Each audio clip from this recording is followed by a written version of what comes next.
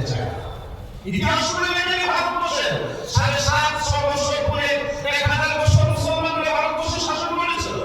ইতিহাস পড়ে দেখলে স্পেনের 800 বছর মুসলমানরা শাসন করেছিল।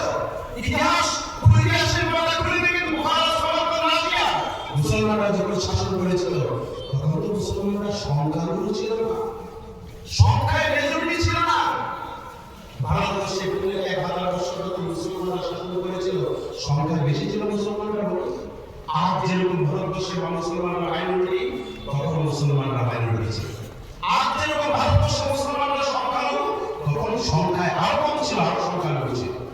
কিসের ভিত্তিতে 1000 বছর এই রাজ্যে ভারতবর্ষে নেতৃত্ব দিল? ভিত্তিটা কি পাওয়া ছিল তারা? শিক্ষার পাওয়া না।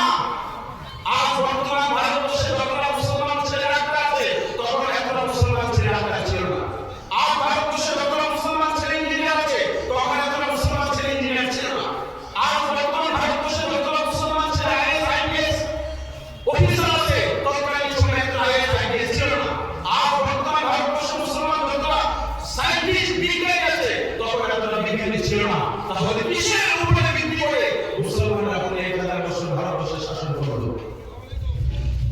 এটা বুজুর্গের বাইরে একমাত্র ইলাহি আল্লাহ, একমাত্র তাসবিহ আর ইলাহি আল্লাহ, নেক আমল আর মুসলমানদের আখলাক আর চারিত্রিক গুণাবলী, ইসলামিক চরিত্র, আল্লাহ রাসূলের সুন্নাহের চরিত্র, এই আমলের উপরে ভিত্তি করে আমলের শক্তিতে মুসলমানরা 1000 বছর ভারতবর্ষে শাসন করেছিল। ঠিক না বেটি কথা বলে? তখন তো সংখ্যা বেশি ছিল না মুসলমানরা।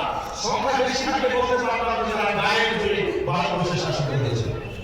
তখন শাসকদের আখলাক ছিল এরকম, পুরা ভারতবর্ষ নেতৃত্ব পুরা ভারতবর্ষের শাসন ক্ষমতা পরিচালনা করেছেন।